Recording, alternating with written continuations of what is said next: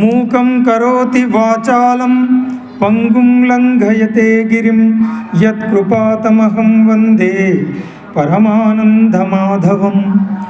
యత్ర యోగేశ్వర కృష్ణో యత్ర పార్థో ధనుర్ధరః తత్ర శ్రీర్విజయో భూతి ధ్రువానీతిర్మతిర్మమ. ఓంకారమే ప్రణవ ప్రకృతి పరమాత్మేయ ఫలరసాకృతి. ఓంకారమే ప్రణవ ప్రకృతి పరమాత్మేయ ఫలరసాకృతి. ధర్మం అర్థం కామం మోక్షం, ధర్మం అర్థం కామం మోక్షం పూలుగా విరిసిన పుణ్య సంస్కృతి, పూలుగా విరిసిన పుణ్య సంస్కృతి. ఇది ఏ భారత భారతి, ఇది ఏ భారత భారతి. ఆత్మబంధువులారా, మహాభారత ప్రవచనం 3వ రోజు కార్యక్రమానికి మీ అందరికీ సహృదయ స్వాగతం, సుస్వాగతం. जो कुछ है संसार में, जो भी है संसार, कह दिया इसी कथा में वेद व्यास महान. వ్యాస భగవానుడు మహాభారతం రాస్తూ ప్రపంచంలో ఉన్నది ఏదైనా మహాభారతంలోనే ఉంది, మహాభారతంలో లేనిది ఏది ప్రపంచంలో ఉండదు అని చెప్పి కుండ బద్దలు కొట్టి డంకా బజాయించి చెప్పడం జరిగింది. అంటే ఒక మహాభారతాన్ని విన్నా, అర్థం చేసుకున్నా, చదువుకున్నా ఇక వారికి వేరే పుస్తకాలు చదవాల్సిన అవసరం లేదు. సమస్త జ్ఞానం, ఎందుకంటే మహాభారతంలో అన్నీ ఉన్నాయి. ప్రపంచంలో దేనికి లేనటువంటి గౌరవం కేవలం మహాభారతానికి దక్కింది. ఎందుకంటే వేదాలతో సమాన స్థాయి మహాభారతానికి ఇవ్వడం జరిగింది. పంచమ వేదంగా చెప్పబడ్డటువంటి ఏకైక గ్రంథం మహాభారతం. అందుకే పిల్లలకు మహాభారతాన్ని వినిపిస్తే, మహాభారతాన్ని నేర్పిస్తే ఇక వాళ్ళ జీవితంలో ఎలాంటి అపజయం, ఒడిదొడుకులు లేకుండా ఎట్టి సమస్యలు వచ్చినప్పటికీ వాటిని ధైర్యంగా ఎదుర్కొంటూ పరిష్కరిస్తూ ముందుకు వెళ్ళే అవకాశం ఉంది. ఎందుకంటే మహాభారతంలో అన్నీ ఉన్నాయి, ఎమోషన్స్ ఉన్నాయి, భావోద్వేగాలు. ఒక మనిషి జీవితంలో ఎన్ని భావోద్వేగాలకు గురవుతారో అన్ని భావోద్వేగాలు మహాభారతంలో ఉంటాయి. అదేవిధంగా నీతి, ధర్మం, రాజనీతి, పాలిటిక్స్, కుట్రలు, కుతంత్రాలతో సహా రాజనీతి, దానితో పాటు అద్భుతమైనటువంటి జ్ఞాన గంగా ప్రవాహం. ఇక భగవద్గీత మనం చెప్పుకున్నాం. మనం భీష్మ పర్వంలో అంతర్లీనంగా మహాభారతంలో ఉన్నటువంటిది భగవద్గీత కూడా మహాభారతంలోనే అంతర్భాగమే. ఎందుకంటే ప్రపంచ ఉపనిషత్ సార సంగ్రహం, వేదాంత సారం, సమస్త జ్ఞానాన్ని వడబోసి సారాంశంగా సాక్షాత్తు శ్రీకృష్ణ పరమాత్మ అందించినటువంటిది భగవద్గీత. ప్రపంచంలో ఎక్కడ ఏ వాంగ్మయంలో, ఏ దేశంలో, ఏ మతానికి లేనటువంటి అదృష్టం. అంటే భగవంతుని నోట వచ్చినటువంటి మాటలు ఎక్కడా లేవు. కేవలం భారతదేశంలో శ్రీకృష్ణ పరమాత్ముని నోటి నుంచి జాలువారినటువంటి జ్ఞాన గంగా ప్రవాహం. అర్థం కాకపోయినా భగవద్గీతను చదివితే చాలు జీవితాలు ధన్యమైపోతాయి, దివ్యంగా మారిపోతాయి. అలాంటి మహాభారత ప్రవచనాన్ని ఎన్నుకున్నటువంటి మిత్రులు, ఈ కారుణ్య భారతి సేవా సమితి ఈ ఆధ్వర్యంలో నిర్వహిస్తున్నటువంటి ఈ కార్యక్రమం ఎంతో అభినందనీయం. మహాభారతం అంటే మామూలు విషయం కాదు.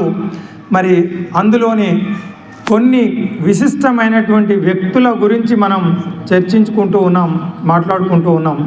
మొదటి రోజు మహాభారతానికి మూల స్తంభమైనటువంటి, మహాభారతానికి నాయకుడుగా ఉన్నటువంటి సాక్షాత్ శ్రీకృష్ణ పరమాత్ముని గురించి ప్రస్తావించడం జరిగింది.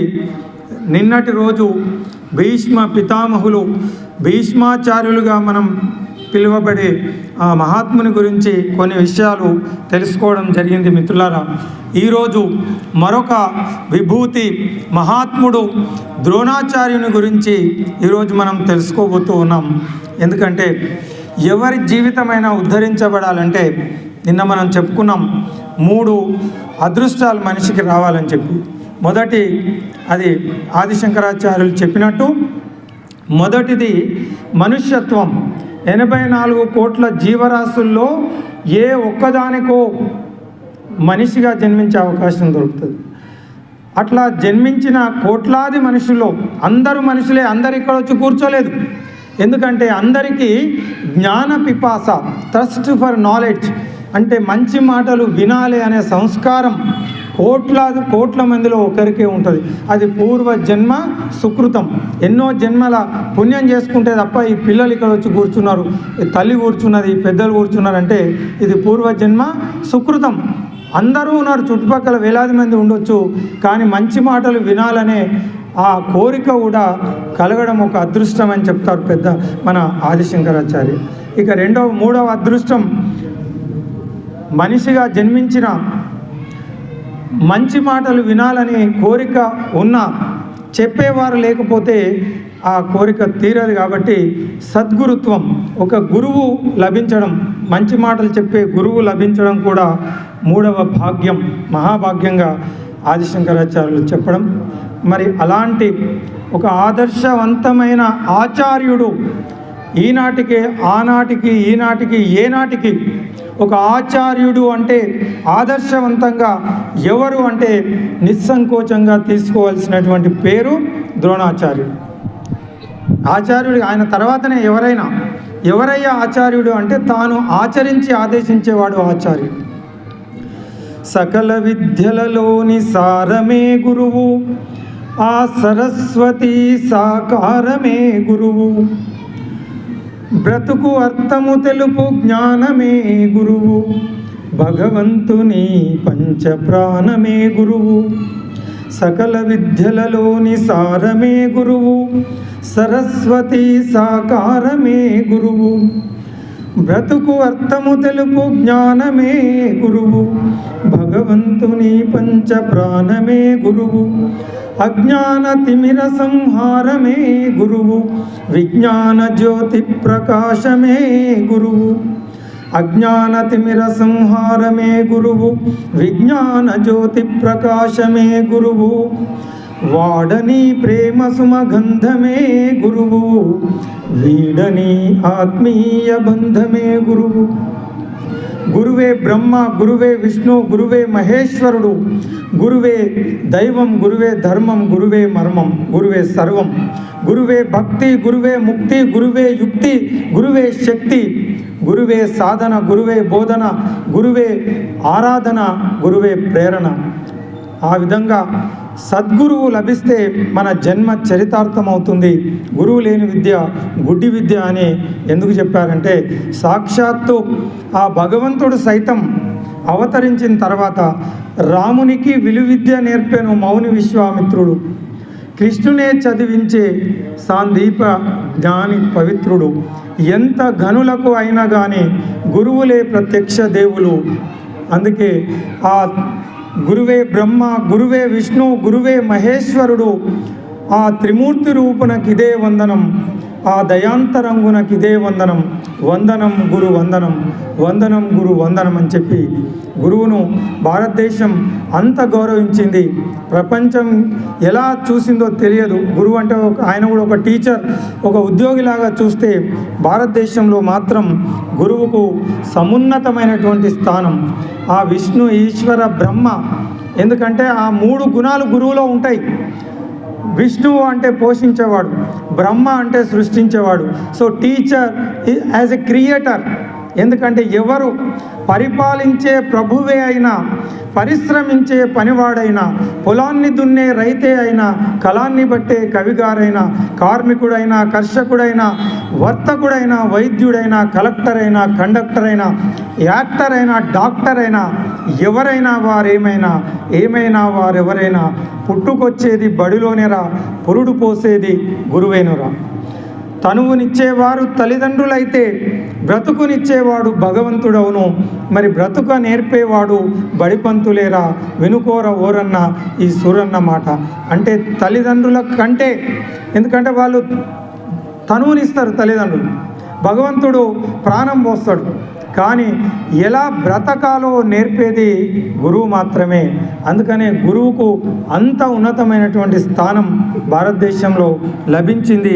మరి అలాంటి మహాభారత యుద్ధంలో మరి ఒక ఆదర్శవంతమైన ఆచార్యుని ప్రపంచానికి అందించింది భారతదేశం. నిజంగా who is the best teacher, the qualities of a best teacher. Teacher అన్న ప్రతి వ్యక్తి నేర్చుకోవాల్సింది ఎలా ఉండాలో ఒక టీచరు మనకు ద్రోణాచార్యుడు మనం చూస్తే అర్థమవుతుంది. మనిషి ఎలా జీవించాలనో రామాయణం, రాముడు మర్యాద పురుషోత్తముడు, పోత పోసిన ధర్మస్వరూపంగా రామో విగ్రహవాన్ ధర్మ అని చెప్పి ఎట్లయితే చెప్పుకుంటామో, ఒక టీచర్ ఎట్లా ఉండాలి, టీచర్కు ఉండే లక్షణాలు, క్వాలిటీస్, క్యారెక్టర్ మనం ద్రోణాచార్యంలో చూస్తాం మిత్రులారా. వాళ్ళే నిజమైనటువంటి ఆచార్యులు అనబడతారు. ఆనాటికి ఈనాటికి భారత ప్రభుత్వం కూడా ద్రోణాచార్య పేరు మీదనే అవార్డ్స్ ఇంకా ప్రకటిస్తూ ఉండడం మనం గమనించాలి. అలాంటి ఒక మహానుభావుని గురించి మనం ఈరోజు తెలుసుకోబోతూ ఉన్నాం. ద్రోణాచార్యుల గురించి బండరాళ్ళ లాంటి బ్రతుకులను భలే శిల్పాలుగా మార్చే శిల్పి ఒక గురువు. తనను మించిన వారు తన శిష్యులు కావాలని మనసారా దీవించే సువిశాల హృదయం ఉన్నటువంటి వ్యక్తి గురువు.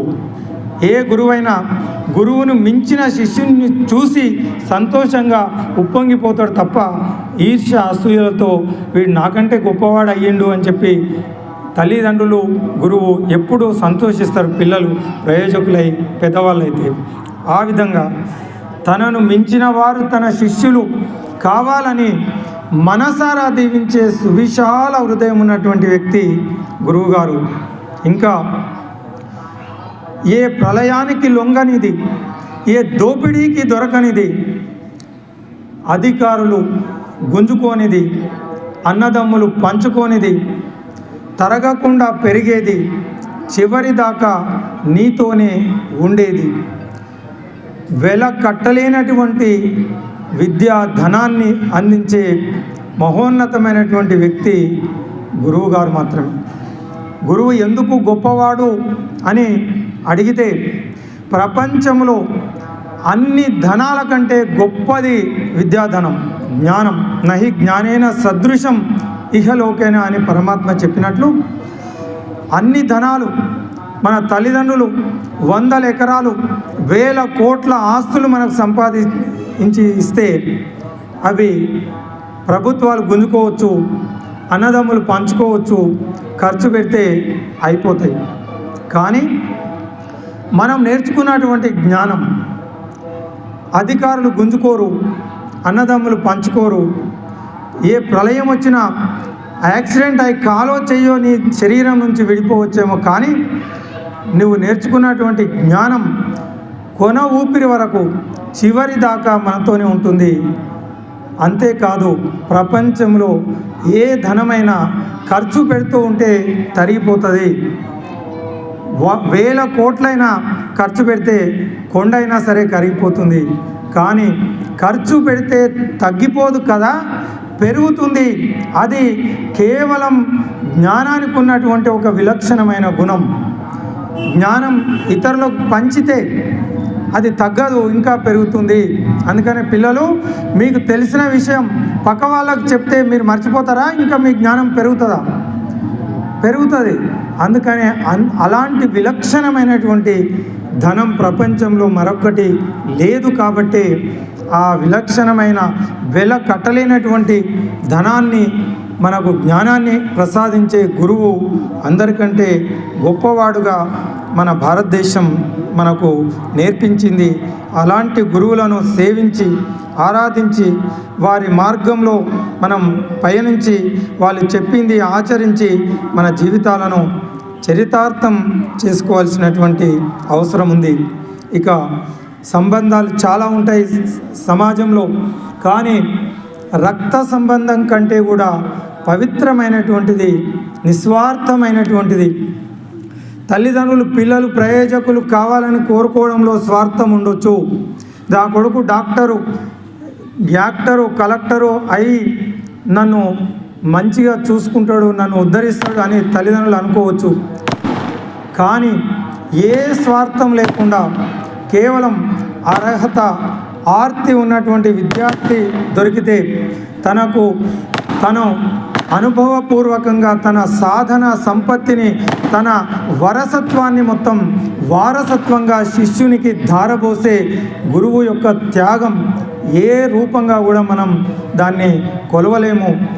ఏ స్వార్థం ఉండదు. వీడు పెద్దగా ఎక్కడ వెళ్తాడో తెలియదు, ఎవరికి సేవ చేస్తాడో తెలియదు. అయినా ఒక నిజమైనటువంటి శిష్యుని, ప్రియ శిష్యునికి తన జీవితం అంతా సాధన చేసి సంపాదించిన జ్ఞానాన్ని ధారపోస్తాడు, ధారాదత్తం చేస్తాడు. అలాంటి గురు శిష్య సంబంధం మనకు రాధాకృష్ణులు, రామకృష్ణులు, వివేకానందలు, విశ్వ గురువులు ఎంతోమంది ఉన్నారు. రామకృష్ణ పరమహంస వివేకానందుని తయారు చేసినట్టు మరి ఒక శిష్యునికి సమస్తాన్ని ధారపోసే గురువులు. అలాంటి గురువు అంతటి త్యాగశీలి, అంతటి సౌజన్యమూర్తి. గురు శిష్య సంబంధం మనకు రక్త సంబంధం కంటే కూడా పవిత్రమైనటువంటిది గురు శిష్య సంబంధం.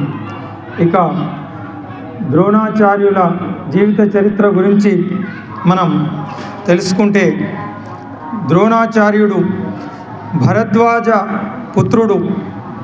భరద్వాజ ముని మనందరికీ తెలుసు.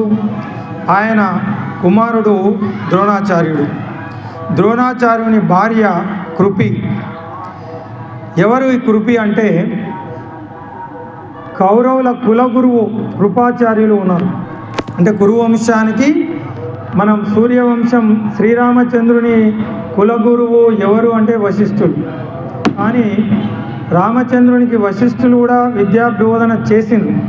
కానీ రామచంద్రుని వ్యక్తిత్వాన్ని నిర్మాణం చేసినటువంటి వ్యక్తి విశ్వామిత్రుడు. అందుకనే రాముని గురువు విశ్వామిత్రుడనే చెప్పుకోవడం జరుగుతుంది. ఇద్దరు గురువులే, వశిష్ఠులు సామాన్యులు కాదు. ఆయన విద్యాబోధన చేసిండ్రు. రఘువంశానికి వశిష్ఠులు కులగురువు, కురువంశానికి కృపాచార్యులు కులగురువు. కృపాచార్యుని చెల్లెల్ని ద్రోణాచార్యునికి ఇచ్చి పెళ్లి చేస్తారు. ఆ విధంగా వాళ్ళు భావమర్దులు. ఈ ద్రోణాచార్యుని కొడుకు అశ్వత్థామ. ఇప్పుడు పిల్లలందరికీ తెలుసు, కల్కి సినిమా చూసిండు కాబట్టి ఈ చిరంజీవులలో అశ్వత్థామ కూడా ఒకరు. ఆయనకు మరణం లేదు, ఇంకా బ్రతికే ఉన్నటువంటి వ్యక్తి అశ్వత్థామ. ఎవరయ్యా అశ్వత్థామ అంటే, అశ్వత్థామ ద్రోణాచార్యుల సుపుత్రుడు. ఇక భరద్వాజుని తండ్రి వద్దనే విద్యాభ్యాసం చేసిండు ద్రోణాచార్యుడు. తర్వాత దివ్యమైన అస్త్ర శస్త్రాలను అగ్నివేశుడు అనే ముని దగ్గర ధనుర్విద్యను నేర్చుకున్నాడు. ఎవరు? మన ద్రోణాచార్యుడు. విశేషం ఏమిటంటే, భరద్వాజుని వద్ద ద్రోణాచార్యునితో పాటు కలిసి చదువుకున్నటువంటి వ్యక్తి ద్రుపదుడు. అంటే ద్రోణాచార్యుడు, ద్రుపదుడు క్లాస్మేట్స్ అన్నమాట, సహ విద్యార్థులు. మనం ఈ సందర్భంగా క్లాస్మేట్స్ అంటే ఎట్లా ఉండాలనో చూస్తే, రాజు, రవి అనే ఇద్దరు వ్యక్తులు క్లాస్మేట్స్ ఉన్నారట. ఒకే క్లాసులో చదువుతున్నారు. పిల్లలు మిమ్మల్ని ప్రశ్నలు అడుగుతానండి.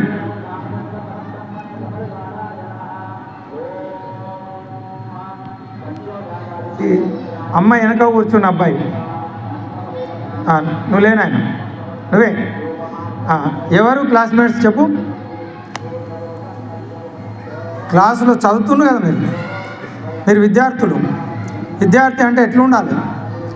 పక్కన బాంబు పెడితే కూడా మనం వినొద్దు. సార్ ఏం చెప్తుండో అదే వినాలి. సారు తుమ్మినా దగ్గినా టేప్ రికార్డర్లో టేప్ కావాలి. అట్లా వింటే చదువు వస్తుంది. ఎవరు చెప్తారు? ఇద్దరు పేర్లు చెప్పినా కదా, క్లాస్మేట్స్ అని చెప్పినా. రాజు రవి వెరీ గుడ్, చప్పట్లు కొట్టుకుని అందరూ ఒకసారి. ఇది ఏకసంతాగ్రహ శక్తి అందరికీ ఉంటుంది. మనం దిక్కులు చూస్తే మనకు అర్థం కాదు, పాఠం అర్థం కాదు, ఏది అర్థం కాదు. ఓకేనా? నీకు కూడా ఉంది కదా. ఇప్పుడు నెక్స్ట్ ప్రశ్న అడిగితే నువ్వే చెప్పాలి, జాగ్రత్తగా విను. రాజు రవి ఎట్లాంటి క్లాస్మేట్స్ అంటే మంచి క్లాస్మేట్స్. ఒకరి మీద ఒకరికి పోటీ ఉంది. ఒక పరీక్షలో రాజు ఫస్ట్ వచ్చిండు, అబ్బా రాజు ఫస్ట్ వచ్చిండు, రవి సెకండ్ వచ్చిండు. తర్వాత పరీక్షలో రాజు కంటే నాకే ఎక్కువ మార్కులు రావాలని చెప్పి పోటీ పడే మనస్తత్వం ఇద్దరు ఆ విధంగా చదువుకున్నారు. ఒకటే కాలేజీలో చేరిండ్రు, కాలేజీ అయిపోయింది, వ్యాపారం చేసిండ్రు, బాగా డబ్బు సంపాదించిండ్రు. రాజు ఇల్లు కట్టుకున్నాడు, పక్కనే వెళ్ళి రవి కట్టుకున్నాడు. రాజు పెళ్లి చేసుకున్నాడు, రవి పెళ్లి చేసుకున్నాడు. ఇద్దరికి పోటీ నడుస్తుంది. ఇట్లా ఒకరోజు రాజు హిమాలయాలకు బయలుదేరి ఆ విషయం రవి భార్య రాజుకు చెప్పింది. ఏమయ్యో నీకు తెలుసా, మీ దోస్తు హిమాలయాలకు వెళ్తున్నాడట. వాళ్ళ భార్య మేము మాట్లాడుకుంటే చెప్పింది. అవునా, వాడు ఎందుకు వెళ్తున్నాడు, నేను కూడా వెళ్ళాలని చెప్పి ఈయన టికెట్ బుక్ చేసుకొని వానితో పాటు హిమాలయాలకు పోయింది. ఇద్దరు ఒకరి వెనుక ఒకరు పోయింది. ఆయన హిమాలయాలకు వెళ్ళి ఒక గుహలో కూర్చొని తపస్సు చేస్తుండ్రు. రాజు పక్కలో ఇంకో గుహలో కూర్చొని రవి తపస్సు చేస్తుండు. ఎందుకంటే అన్నిట్లలో పోటీ, వానికంటే ఎక్కువ వీడు కావాలని చెప్పి ఇద్దరు ఒకరికొకరు పోటీ పడుతుంది. Competition, healthy competition helps for development. స్పర్ధయ వర్ధతే విద్య అంటాం. కాంపిటీషన్ ఉండాలి, కానీ మంచి కాంపిటీషన్ ఉంటే బాగుంటుంది. దురుద్దేశంతో కూడిన కాంపిటీషన్ ఏం చేస్తుందో, అసూయతో కూడిన ఈ స్పర్ధ కాంపిటీషను మన పతనానికి దారి తీస్తుంది అనడానికి మంచి ఉదాహరణ. ఇద్దరు ఘోరమైన తపస్సు చేసిండ్రు. పిల్లలు, భగవంతుడు ప్రత్యక్షమైండు. రాజు దగ్గరికి వచ్చి ఏమి కోరిక అని అడిగిండు. సార్, నా కోరిక తర్వాత, ముందు మా ఫ్రెండు నా ఎదురుగా కూర్చొని వాడు తపస్సు చేస్తున్నాడు, ముందు వాని దగ్గరికి వెళ్ళండి, వాడు ఏమి కోరుకుంటాడో దానికి డబుల్ నాకు ఇవ్వాలి, ఇదే నా కోరిక. వాడు 100 కోట్లు కొడితే నాకు 200 వస్తాయి, వాడు 1000 కొడితే నాకు 2000 వస్తాయి. ఈ దెబ్బతో వానికి నేను ఎక్కువ అయిపోతా, వానికంటే నేను గొప్పని అయిపోవాలి. ఇది లాస్ట్, ఇంకా ఫైనల్. ఈ తర్వాత కాంపిటీషన్ ఉండదు. వాడు ఏం కోరుకున్నా నాకు డబుల్. వాడు 10 కార్లు అడిగితే నాకు 20 వస్తాయి. ఓహో మంచిది నాయన, తదాస్తు అని వరం ఇచ్చాను. వరం ఇచ్చి రవి దగ్గరికి పోయాడు. బాబు, ఏం కోరిక, ఘోరమైన తపస్సు చేస్తున్నావు, ఏమి నీ కోరిక అన్నాడు. సార్, ఇందాక చూసిన నేను, ముందు మా ఫ్రెండ్ దగ్గరికి వెళ్ళినావు కదా, నువ్వు రాజు దగ్గరికి వెళ్ళి వస్తున్నావు కదా, మా రాజు ఏం కోరిక కోరిండో చెప్పండి, తర్వాత నేను కోరుకుంటాను. ఇదెక్కడ దిక్కుమాలిన ఫ్రెండ్షిప్ రా మీది అని. ఇక తప్పదు కదా, వాడు ఇట్లా కోరుకున్నాడు. నాయన, నువ్వు ఏం అడిగితే దానికి డబుల్ 2 రెట్లు వానికి ఇవ్వాలని మీరు ఏం చేసింది సార్ అంటే, ఇది తప్పదు కదా, ఇచ్చేసిన అన్నాడు. వరం ఇచ్చేసిన, ఇప్పుడు నువ్వేం కోరుకున్నా వానికి డబుల్ వస్తుంది. ఓహో అట్లనా సార్, అంత పెద్ద కుట్ర చేసిండు వీడు. వెరీ స్మార్ట్ ఫెలో, చూస్తా వాని సంగతి ఎట్లా పైకి వస్తుందో చూస్తా అని. సార్, నాకు ఒక కన్ను బీకేయండి సార్ అన్నాడు. ఇదే నా కోరిక. ఇంత ఘోరమైన తపస్సు ఎందుకు చేసిన అంటే, నాకు 2 కన్నులు ఉన్నాయి, ఒక కన్ను బీకేయండి. ఏం చేస్తాడు భగవంతుడు, ఏం కోరుకుంటే అదే ఇస్తాడు కదా. అందుకనే రాజుకు రవికి ఒక కన్ను పీకేసాడు. ఇప్పుడు రాజుకు ఎన్ని కన్నులు పీకేయబడతాయి? వెరీ గుడ్, చెప్పు నాయన. వెరీ గుడ్, చప్పట్లు మళ్ళీ కొట్టు. చప్పట్లు కొడితే రోగాలు తక్కువైతాయి. క్లాపింగ్ థెరపీ మంచిగా వింటున్నాం. కాబట్టి ఇంత కష్టపడి అక్కడికి వెళ్ళి దేవుని కోసం తపస్సు చేసి వాళ్ళు సాధించింది ఏంది అంటే, ఒకరికి 1 కన్ను పోయింది, ఇంకోనికి 2 కన్నులు పోయి ఇంటికి తిరిగి వచ్చారు. ఇట్లా రాక్షసులు కూడా ఇట్లనే ఉంటారు, ఘోరమైన తపస్సు చేస్తారు. చేసి నా జీవితం తరించిపోవాలని చెప్పి దేవుని దగ్గర కోరుకోరు. అన్నిటికంటే గొప్ప మంత్రరాజ్యం దేన్ని పిలుస్తాం? గొప్ప మంత్రం గాయత్రి మంత్రం. దానికంటే గొప్ప మంత్రం ఏది లేదు ప్రపంచంలో. అన్నిటికంటే గొప్పది గాయత్రి మంత్రం. ఆ గాయత్రి మంత్రంలో ఏముంది అని మనం ఆలోచిస్తే ఏమీ లేదు. గాయత్రి మంత్రంలో నా బుద్ధి సరిగ్గా ఉండేటట్టు చూడు, ప్రచోదయాత్, నా బుద్ధిని ప్రచోదనం చెయ్యి, బుద్ధిని సరిచెయ్యి. ఎందుకంటే నువ్వు పతనం కావడానికి, విజయం సాధించడానికి కారణం ఏంటి అంటే నీ బుద్ధి బాగుంటే నీ జీవితం బాగుపడుతుంది. నీ బుద్ధి బాగలేకపోతే నాశనం అయిపోతావు. కాబట్టి మనం నాశనం కావద్దు, బాగుండాలంటే ఏం చేయాలంటే బుద్ధిని మంచిగా ఉంచుకోవాలి. అందుకే మన ఈ గాయత్రి మంత్రం ఓం భూర్భువః స్వః, ఓం భూర్భువః స్వః తత్ సవితుర్వరేణ్యం భర్గో దేవస్య ధీమహి ధియో యో న ప్రచోదయాత్. భర్గో దేవస్య, ఓ దేవుడా, ఓ భర్గుడా, నాకు సద్బుద్ధిని ప్రసాదించు అని కోరుకోవడమే మన గాయత్రి మంత్రం. అందుకని మన బుద్ధి సరిగ్గా ఉండాలి. బుద్ధి సరిగ్గా లేకపోతే ఇదే జరుగుతుంది. అందుకనే రావణాసురుడు, కంసుడు, దుర్యోధనుడు వీరు చదువుకున్న వాళ్ళే, చాలా గొప్ప గొప్ప సాధన చేసిన వాళ్ళే. కానీ చివరికి అధోగతి, పతనం ఎందుకు కావాల్సి వచ్చింది అంటే సంస్కారం, బుద్ధి సరిగ్గా లేకపోవడం వల్ల. అందుకే మిత్రులారా, బుద్ధి బాగుంటే అంతా బాగుంటుంది. కాబట్టి ఇది పెద్దలు కూడా చెప్తారు, నీ నోరు మంచిదైతే ఊరు మంచిది.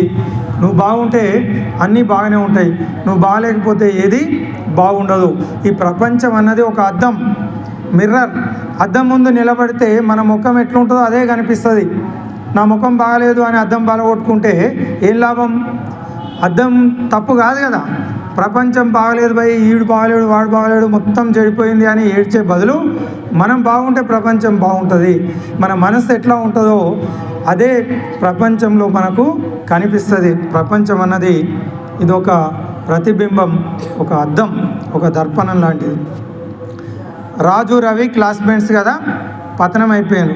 ఎందుకు పతనమైందంటే వాళ్ళ బుద్ధి బాగలేదు, ఈర్ష్య అసూయలతో కులిపోయింది కాబట్టి పతనం అయిపోయాను.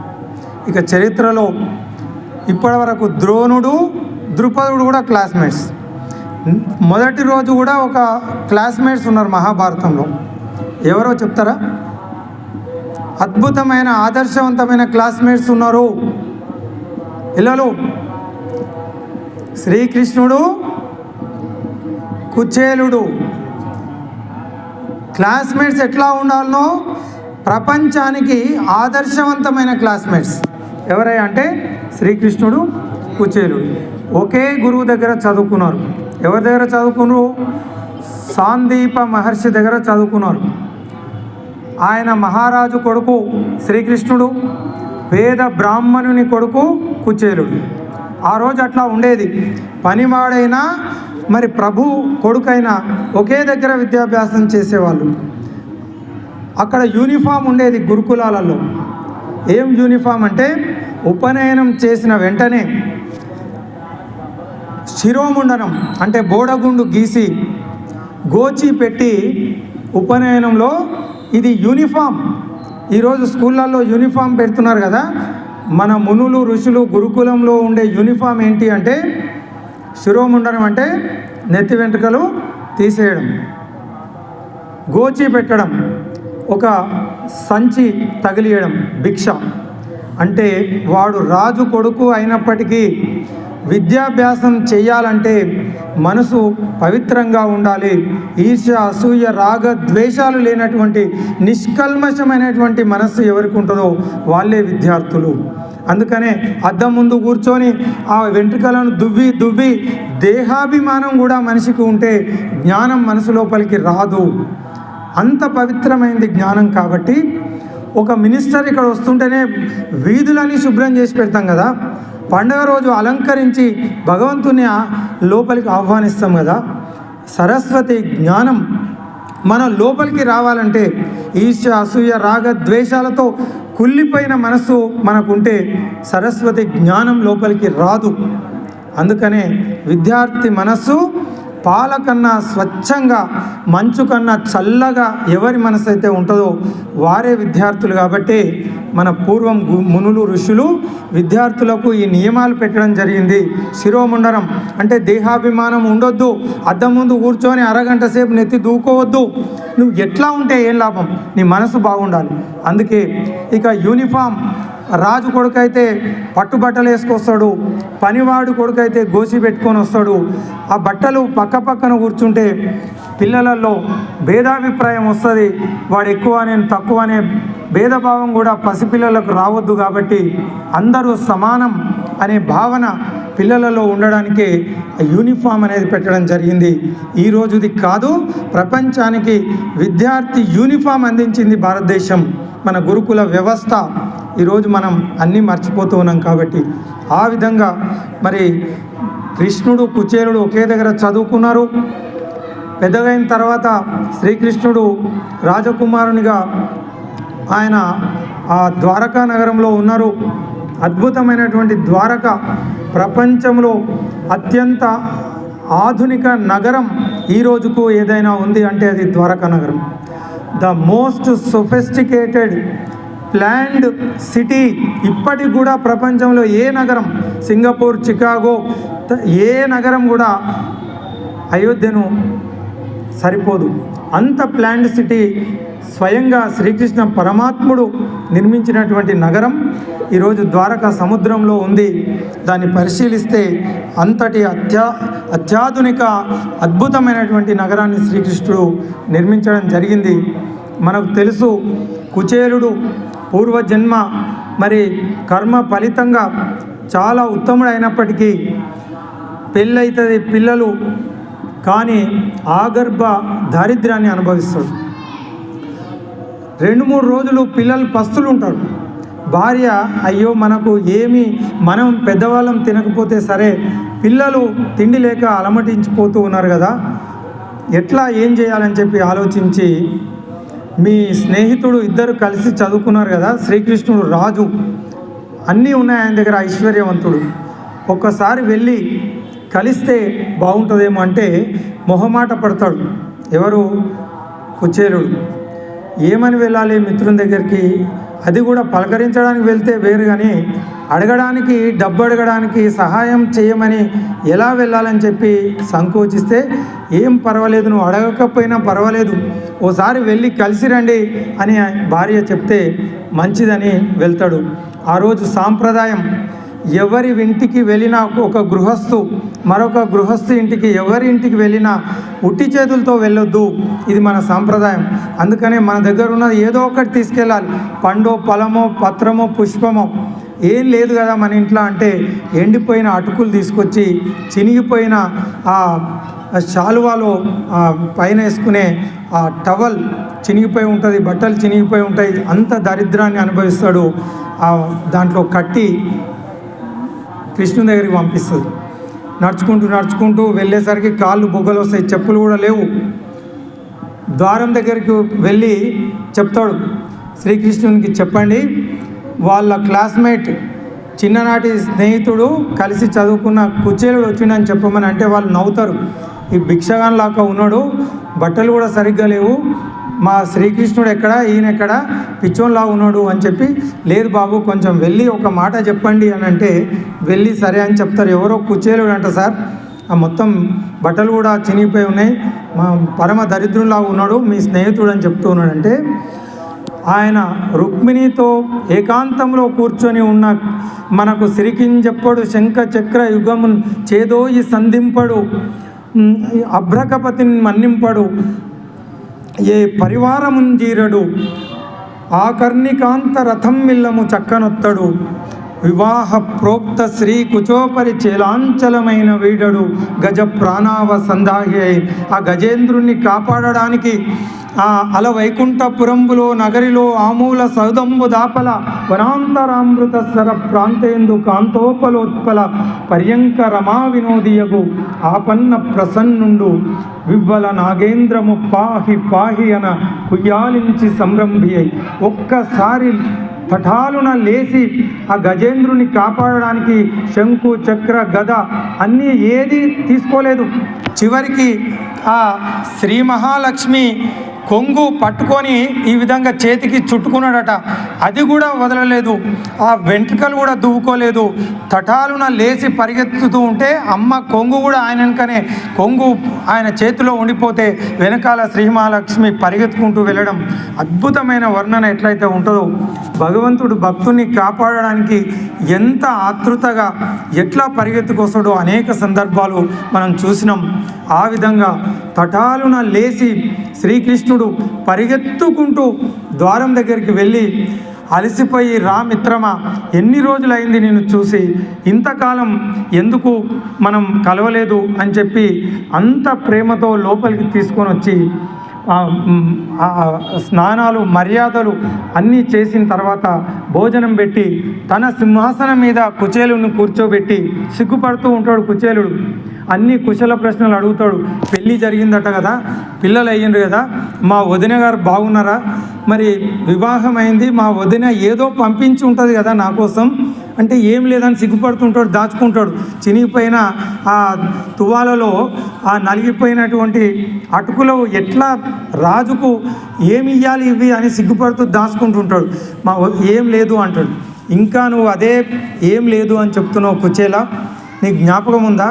చిన్నప్పుడు ఒక రోజు మనం చదువుకుంటూ ఉన్నాం, వాన కొడుతూ ఉంది బ్రహ్మాండంగా, అడవికి గోవుల కోసం కలప తేవడానికి వెళ్ళినాం. బ్రహ్మాండంగా వర్షం కురుస్తూ ఉంటే ఒక చెట్టు కింద ఇద్దరం నిలబడ్డాం. నీవు జేబులో నుంచి బఠానీలు తీసి నములుతూ ఉన్నావు, కటకట కటకట అని నములుతూ ఉంటే, ఏం కుచేలా ఏదో తింటూ ఉన్నావు అని అడిగిన నేను.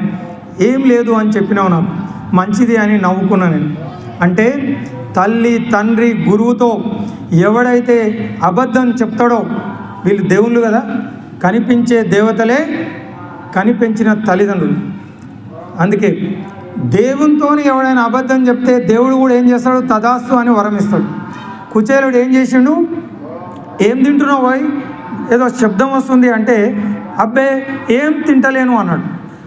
మంచిది అని భగవంతుడు నవ్విండు. ఏం తింటలేను అంటే అదే దరిద్రంగా మారిపోయి తినడానికి తిండి లేని దరిద్రం అనుభవించాల్సి వచ్చింది. మిత్రులారా, టీచర్ల దగ్గర, అమ్మ నాన్న దగ్గర ఎట్టి పరిస్థితిలో కూడా అబద్ధాలు చెప్పొద్దు. ఇది మనకు మహాభారతం నేర్పిస్తున్నటువంటి గొప్ప సత్యం. అందుకనే ఇప్పుడు కూడా అబద్ధం చెప్తున్నాడు కుచేలుడు. ఏం అబద్ధం చెప్తున్నాడు, మా వదిన గారు ఏదో పంపించి ఉంటారు కదా, మర్యాద తెలుసు కాబట్టి మంచి కుటుంబంలో నుంచే పెళ్లి చేసుకొని ఉంటావు, ఇంకో కుటుంబం గృహస్థు దగ్గరికి వెళ్తున్నప్పుడు ఏదో తీసుకెళ్ళాలి అంటే ఏం లేదు అంటే ఏదో దాస్తున్నావు అని చెప్పి కృష్ణుడే ఆ పక్కన ఉన్నటువంటి ఆ అంగవస్త్రాన్ని తీసి అందులో ముడి విప్పి ఆ అటుకులు తీసి తింటాడు. ఇంకా ముందు సింహాసనం మీద కూర్చోబెట్టి తాంబాలను తెప్పించి రుక్మిణీదేవికి నీళ్లు పోయమని చెప్పి చేతులతో సహస్తాలతో పరమాత్ముడు కుచేలుని పాదాలను కడుగుతూ ఉంటాడు. ఆయన నడుచుకుంటూ వస్తే అరికాలు బొగ్గలెక్కుతాయి. కృష్ణుని చేయి తగలగానే స్వస్థత చేకూరుతుంది, హాయిగా అయిపోతుంది. అంటే ఇక్కడ క్లాస్మేట్స్ అంటే ఎట్లా ఉండాలనో, అదృష్టం బాగుండి ఒకడు ఆఫీసర్ కావచ్చు, మరొకడు పేదవాడుగా ఉండొచ్చు, కానీ ప్రేమ అన్నది స్థాయిని బట్టి ఉండొద్దు. ఆ ప్రేమానురాగాలు నిష్కల్మషమైనటువంటి ప్రేమ చిన్ననాడు ఏది ఆశించకుండా జరుగుతుంది. కాబట్టి బాల్యమురా అమూల్యమురా, మళ్ళీ తిరిగి రాని కాలమురా, ఆటలెన్ని ఆడినా అల్లరెంత చేసినా మరి అందమే అందం. కాబట్టి అలాంటి ఆ బాల్య స్నేహం అన్నది అపురూపమైంది. కుచేలుడు శ్రీకృష్ణుని స్నేహం అంత ఆదర్శవంతమైంది. ఆ విధంగా శ్రీకృష్ణుడు కుచేలుడు ఆదర్శవంతమైన క్లాస్మేట్స్ అయితే, ద్రుపదుడు ద్రోణుడు ఒక రకమైన ఎలా ఉండొద్దో ఉదాహరణ. కృష్ణుడు ద్రుపదుడు, ఫాల్స్ ప్రెస్టేజ్ ప్రతీక ద్రుపదుడు. ఈ మధ్యలో కూడా పివి నరసింహారావు కాళోజీ క్లాస్మేట్స్ అట. కాళోజీ మనందరికీ తెలుసు, ప్రజాకవి, పురుగుడిసలో ఉండేవాళ్ళు. ఐడియాలజీ ఏమైనప్పటికీ పివి నరసింహారావు ప్రధానమంత్రి అయితే కూడా హైదరాబాద్ వస్తే ఒరే నరసింహ అని పిలిచేటోడు. ఒక ప్రధానమంత్రిని ఒరే అని పిలిచే అధికారం, చనువు క్లాస్మేట్స్కి మాత్రమే ఉంటుంది. ఎంత పెద్దోళ్ళైనా ఆయన కూడా ఒరే కాలో అని పిలిచేవాళ్ళు. అట్లా క్లాస్మేట్స్ అంత అన్యోన్య సంబంధం ఉంటుంది. కాబట్టి ఇక్కడ ద్రుపదుడు, ద్రోణుడికి కూడా అదే పరిస్థితి. చిన్నప్పుడు తన తండ్రి భరద్వాజుని దగ్గరే విద్యాభ్యాసం చేసిండు ద్రుపదుడు. చిన్నప్పుడు పరీక్షలలో ఈయన యూనిట్ టెస్ట్లలో ఈయన దగ్గర కాపీ కొట్టిండు. హోంవర్క్ ఈయనను అడిగి హోంవర్క్ చేసిండు. కాబట్టి ద్రుపదుడు నాకు చాలా అత్యంత స్నేహితుడు, మిత్రుడు అని భావించి ఇక పెళ్ళయింది, కొడుకు పుట్టిండు. ఈయన దగ్గర కూడా పేదరికం, పిల్లవానికి పాలు తీసుకురావడానికి ఆవు లేదు. భార్య కృపి చెప్తుంది ద్రోణాచార్యునికి, అయ్యా మీ మిత్రుడు కదా, మీ క్లాస్మేటు ద్రుపదుడు మహారాజు, ఓసారి వెళ్ళి ఒక ఆవును దానంగా అడిగి తీసుకొస్తే బాగుంటుందేమో అంటే మంచిది అని చెప్పి ద్రోణాచార్యుడు కూడా ద్రుపదుని దగ్గరికి వెళ్తాడు. వెళ్ళినప్పుడు ద్రుపదుడు కొలువు తీరి ఉంటాడు, సభలో సింహాసనం పైన ఉంటాడు. సభలో మంత్రులు మిగతా వాళ్ళంతా కూర్చొని ఉంటారు. వెళ్ళగానే hi Drupada, hello my dear friend అని అడుగుతాడు. మిత్రమా ద్రుపద అని సంబోధిస్తాడు. వెంటనే ద్రుపదుడు, what nonsense are you talking, mind your language. నువ్వు నాకు మిత్రుడవెట్లా? నువ్వు ఒక పేద బ్రాహ్మణుడివి, ఒక యాచకుడివి. You are a beggar. How can you become a friend of a king? I'm a king, you are a beggar. నువ్వు యాచకునివి, నేను మహారాజును. స్నేహం అన్నది సమస్థాయిలో ఉన్నవారి మధ్య ఉంటుంది అనే ఇంగిత జ్ఞానం మర్చిపోయి మాట్లాడుతూ ఉన్నావు. You have no common sense. నీకు నాకు ఫ్రెండ్షిప్ ఎట్లా కుదురుతుంది? కలిసి చదువుకున్నంత మాత్రాన how can you treat me as your friend? Don't you know minimum common sense? అంటే సభలో ఉన్న వాళ్ళంతా గొల్లుమని నవ్వుతారు. బెగ్గర్ అడుక్కోవడానికి వచ్చిండు, మిత్రమా అని చెప్పి సంబోధిస్తున్నారు. ఆయన వేసిన జోకు వీళ్ళందరూ నవ్వి పగలబడి నవ్వితే పాపం హృదయం బద్దలైపోతుంది ద్రోణాచార్యునికి. అవమాన భారం. ఒక యాచకునిగా అడుగు, ఏమడిగితే అది ఇస్తా, కానీ నన్ను మాత్రం మిత్రమా అని చెప్పి సంబోధించొద్దు అంటాడు. చాలా బాధపడతాడు. బాధపడి ఏడ్చుకుంటూ తిరిగి వెళ్ళిపోతాడు. వద్దు, నువ్వు ఏమి ఇవ్వని అవసరం లేదు, నువ్వు చేసిన అవమానం చాలు మిత్రమా, మంచి గుణపాఠం నేర్పించినావు, నా జీవితాంతం గుర్తుండే మంచి లెసన్ చెప్పినావు నువ్వు అని చెప్పి ఏడ్చుకుంటూ వెళ్ళిపోయి ఇక ఆ రాజ్యంలో ఉండను. ప్రజల మధ్య సభలో అవమానం జరిగింది. రేపు ఎక్కడ బయటికి వెళ్ళినా నన్ను చూసి అందరూ నవ్వుతారు, ఈ రాజ్యంలో నేను ఉండా అని చెప్పి తన బావమరిది కృపాచార్యుడు వాళ్ళ చెల్లెల్ని చేసుకున్నాడు. కాబట్టి ఇక ఈ హస్తినాపురానికి వచ్చి కృపాచార్యుని దగ్గర ఉండిపోతారు ఇద్దరు, భార్య కొడుకుతో సహా. ఇలా ఉన్నప్పుడు ఈ కౌరవులు పాండవులు ఆడుకుంటూ ఉంటారు. పిల్లలు 100 మంది కౌరవులు, 5 మంది పాండవులు ఆడుతూ ఆడుతూ ఒకరోజు ఒక బంతి, ఒక బాల్ బావిలో పడుతుంది. బావి లోపల ఉంటుంది, అది తీయడానికి ప్రయత్నం చేస్తూ ఉంటారు, వాళ్ళకు తీయడం రాదు. ఆడుతూ ఉంటే అటువైపు వచ్చినటువంటి ద్రోణుడు ఆ పిల్లలను చూసి బావి దగ్గరికి వెళ్తాడు. ఏం జరిగింది బాబు అంటే, సార్ బాల్ బావిలో పడిపోయింది అంటే, సరే మంచిది నేను తీసిస్తా అని చెప్పి ఆయన బాణాలు ఒకదానికొకటి కొట్టి ఆ బావిలో ఉన్న బంతిని పైకి తీసి వాళ్ళకి ఇస్తాడు. వాళ్ళు చాలా ఆశ్చర్యపోతారు. ఇంత మహావిద్య, ఇంతటి గొప్ప అస్త్రశస్త్ర నైపుణ్యం ఉన్న వ్యక్తిని వాళ్ళు ఎప్పుడు చూడరు.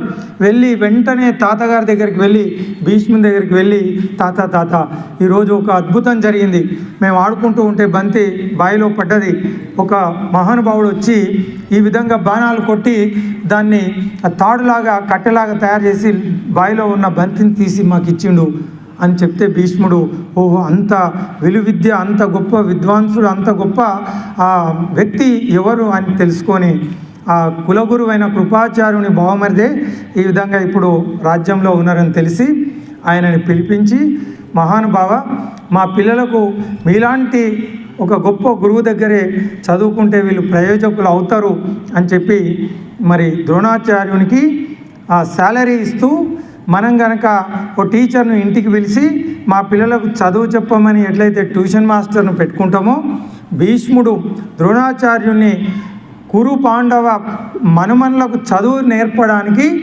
నియమించుకున్నాడు. ఇది మర్చిపోవద్దు మిత్రులారా. ఆయన ఈజ్ ఎ పెయిడ్ టీచర్. ఎందుకు? వాళ్ళ పిల్లలకు చదువు చెప్పడానికి ద్రోణాచార్యుని నియమించిండు. ఈ విధంగా కురు పాండవులకు ద్రోణాచార్యుడు విద్యాభ్యాసం ప్రారంభించాడు. మొదటి రోజు పిల్లలను తీసుకెళ్ళి ఒక పరీక్ష పెడతాడు. నేను పిల్లలకు చాలాసార్లు చెప్తూ ఉంటాను. ఏం పరీక్ష పెట్టిండంటే, చూడండి పిల్లలు, మీరంతా అక్కడ వెళ్ళి ఆ చెట్టు దగ్గరికి వెళ్ళి చూసి రావాలన్నాడు. ఓ మంచిది గురువు గారు అని చెప్పి అందరూ వెళ్ళింది.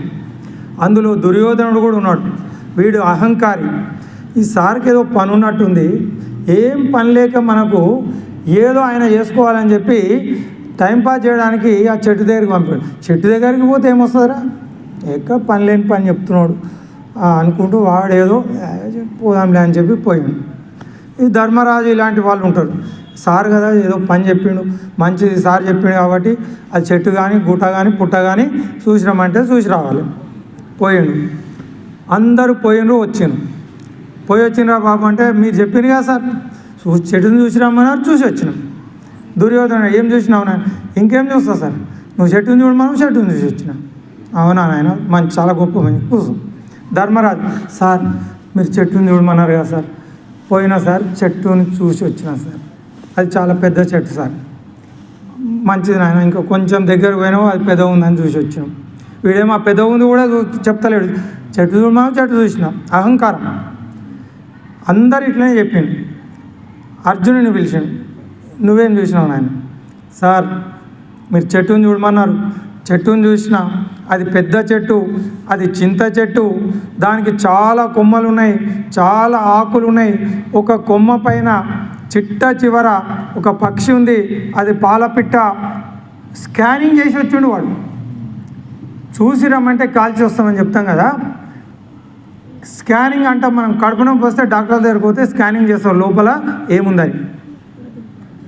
విద్యార్థికి ఉండవలసినటువంటి లక్షణం, ప్రపంచంలో ఆదర్శ విద్యార్థి ఎవరు అంటే అర్జునుడు. అందుకే వేదాంత సారమైన భగవద్గీత బలరామునికి చెప్పలేదు, తల్లికి చెప్పలేదు, భార్యలకు చెప్పలేదు. ఎవరికి చెప్పిండు అంటే అర్జునుడికి చెప్పిండు. ఎందుకు చెప్తున్నానో కూడా 11వ అధ్యాయంలో రాజవిద్య రాజగుహ్య యోగంలో అసూయ లేని వాడవు కదా అర్జున, అందుకే అతి రహస్యమైన ఈ గీతా జ్ఞానం నీకే ఎందుకు చెప్తున్నానో తెలుసా? నువ్వు అసూయ లేని వాడవు, నీ మనసులో ఈర్ష్య అసూయ అన్నది లేదు.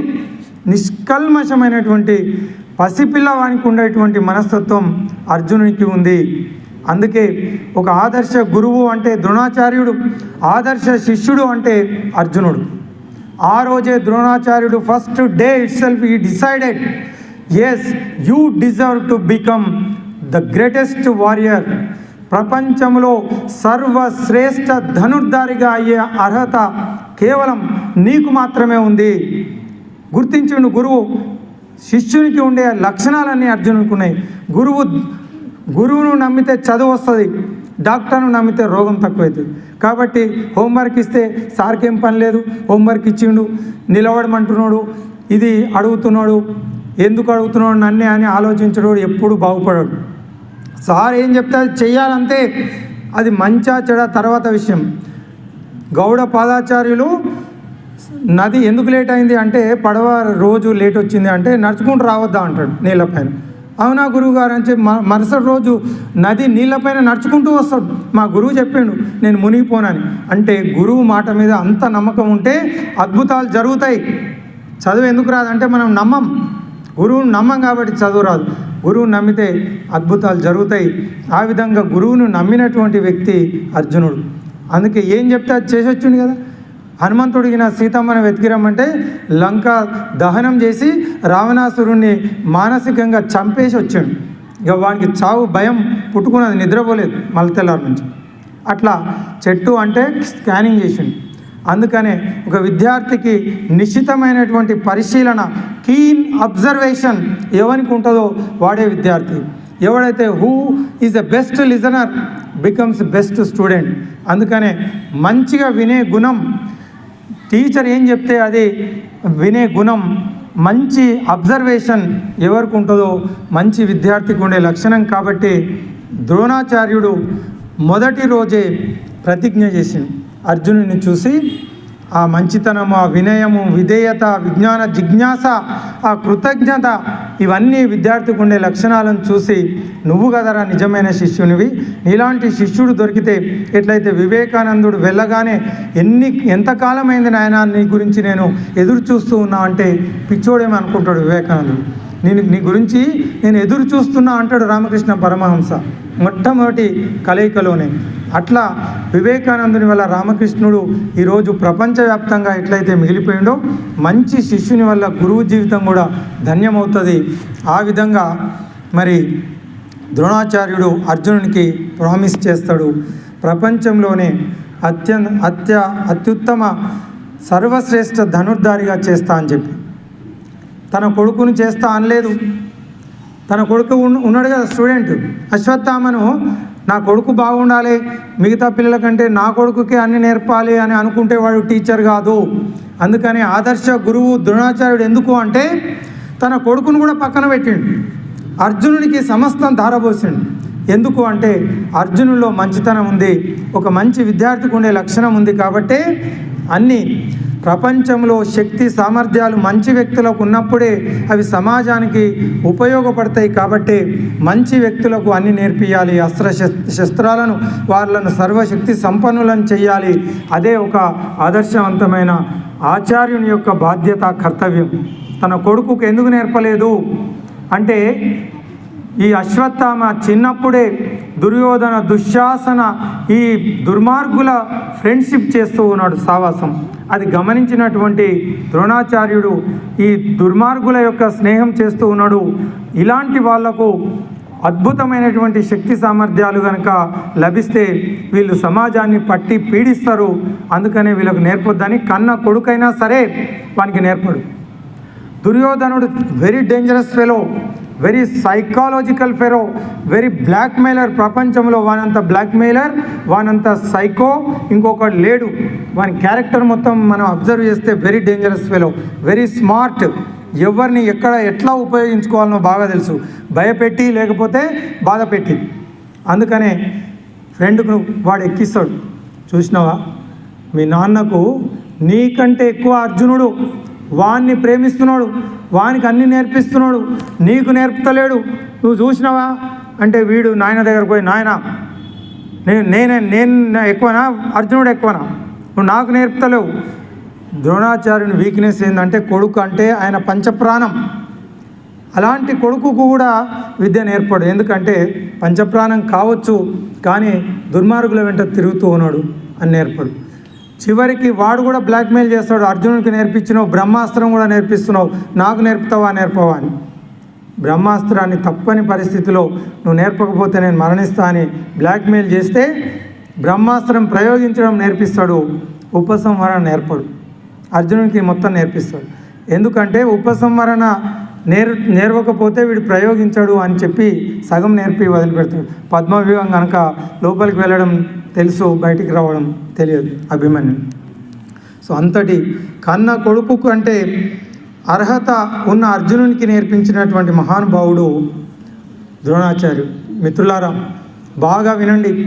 తెలిసి తెలియక మహాపురుషుల గురించి వేలెత్తి చూపే దౌర్భాగ్యం ఈ సమాజంలో మనకు కనిపిస్తూ ఉంటుంది.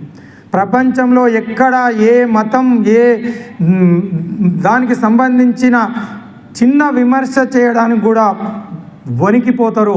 కానీ హిందూ మతం విషయానికి వచ్చేసరికి దిక్కుమాలిన వ్యక్తులు విమర్శ చేస్తూ ఉంటారు. ఒకడు సినిమా పాట రాస్తాడు, రాముడు కాదమ్మా అడవికి పంపడు, కృష్ణుడు కాదమ్మ సవతులు ఉండరు. ఎవడ్రా నువ్వు? రామచంద్రుణ్ణి వేలెత్తి చూపే మొనగానివా నువ్వు? యుగ యుగాల నుంచి మునులు ఋషులు ఆరాధ్య దైవంగా ఆదర్శ మర్యాద పురుషోత్తమునిగా ఏ మునులు ఋషులు కొలుస్తూ ఉన్నారో రామచంద్రుని వైపు వేలెత్తి, అంటే ఈ దిక్కుమాలినోడు రాముని కంటే గొప్పోడట, వాని హీరో కృష్ణుని కంటే గొప్పోడట.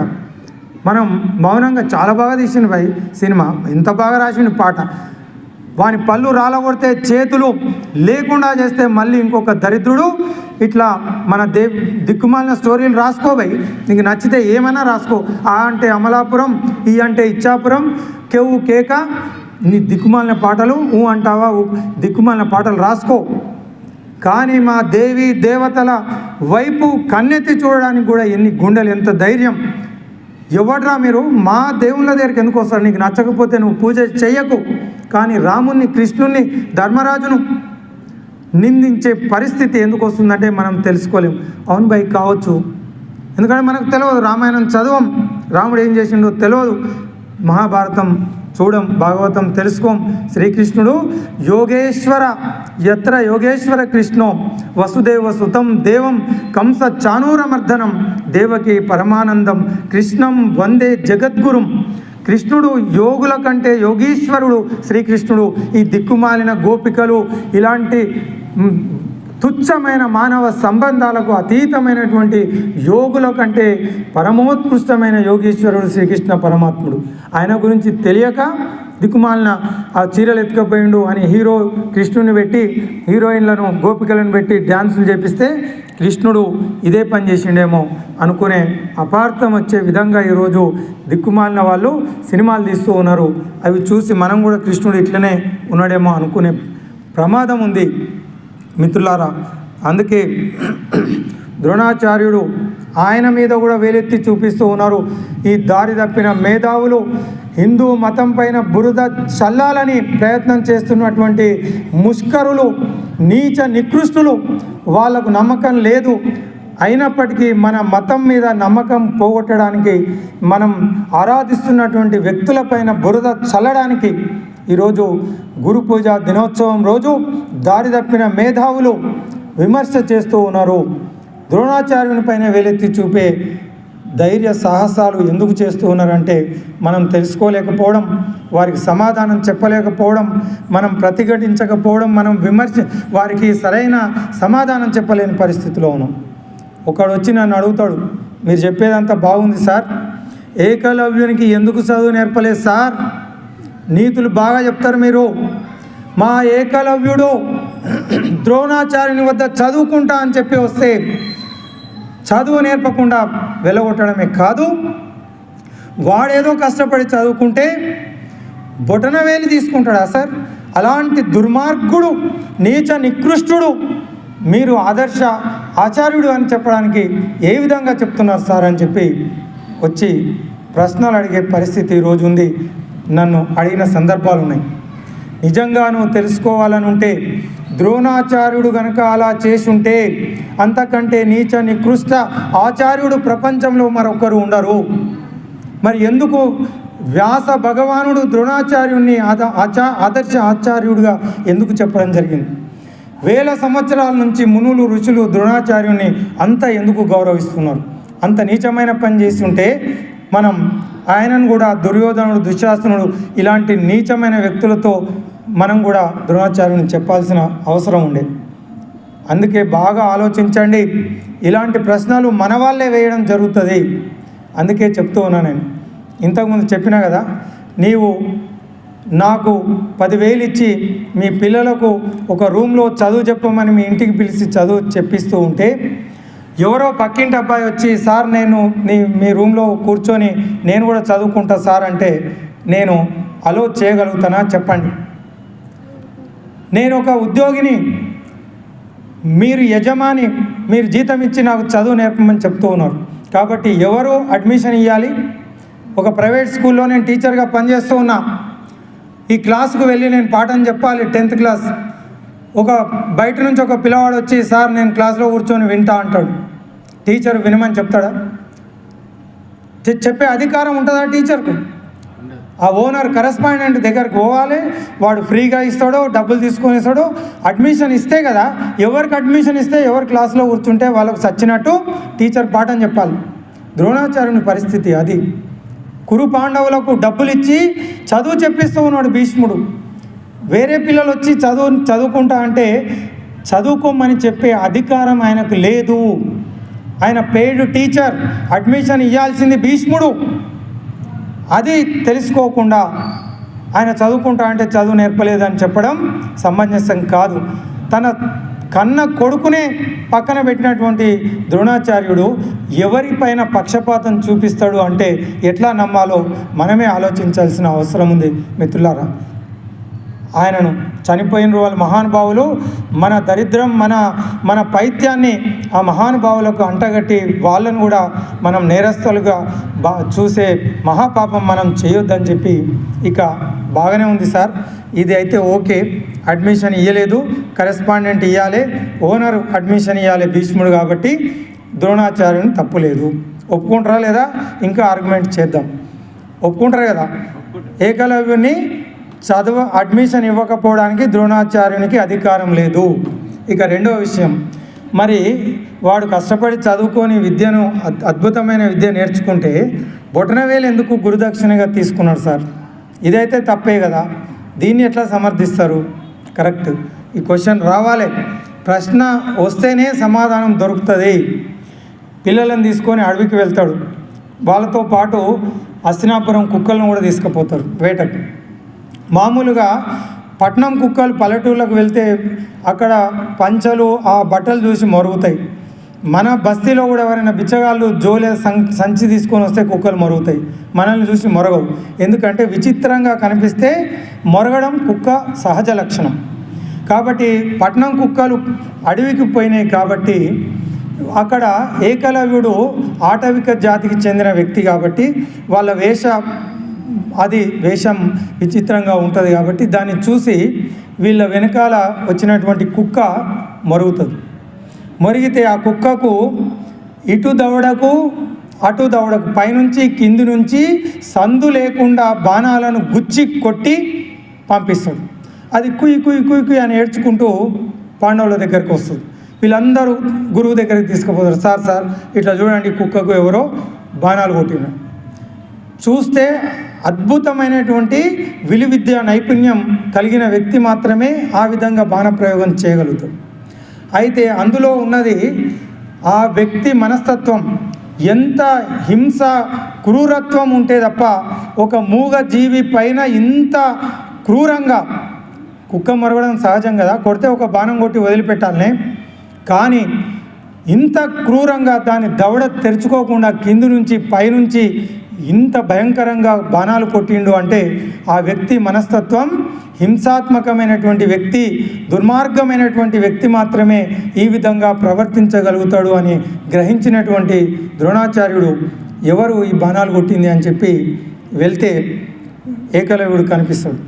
ఏకలవ్యునికి నమస్కారం చేయాలి. ఆయన సంస్కారానికి గురువును ఆహ్వానించి సింహాసనం పైన కూర్చోబెట్టి మర్యాద చేస్తాడు. నాయన, అద్భుతమైనటువంటి విలువిద్య సాధన చేసినావు, నీ విలువిద్య అపూర్వం, ఎవరు మీ గురువు అంటే మీరే సార్ మా గురువు అంటాడు. అంటే ఏకలవ్యునికి అడ్మిషన్ ఇవ్వలేదు, కానీ కిటికీ పక్కన ఉండి వింటా అంటే వినడానికి ఒప్పుకున్నాడు. కౌరవ పాండవులకు విద్యాభ్యాసం నేర్పిస్తూ ఉంటే ఆ అడవిలో పక్క నుండి విని నేర్చుకొని వెళ్ళి సాధన చేసి వీళ్ళకంటే బాగా నేర్చుకున్నటువంటి వ్యక్తి ఏకలవ్యుడు. కానీ దుర్మార్గమైనటువంటి ప్రవృత్తి ఉంది. తన కొడుకు కూడా ఎందుకు నేర్పలేదు? దుర్మార్గులతో కలిసి తిరుగుతూ ఉన్నాడు.